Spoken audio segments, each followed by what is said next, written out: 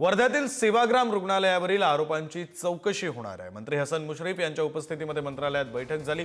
दिवाळीनंतर कमिटी पाठवून सेवाग्राम रुग्णालयाची चौकशी केली जाईल। अनुदान देऊनही रुग्णांकडून पैसे उकळले जात होते। चौकशीनंतर रुग्णालयाचा अनागोंदी कारभार पुढे येईल, राजेश बकान यांनी म्हटले। रुग्णांच्या सेवेसाठी 75% अनुदान मिळाल्यावर सुद्धा रुग्णांकडून पैसे उकळण्यात येत होते, असा आरोप आमदार राजेश बकाने यांनी उच्चस्तरीय बैठकीत केला।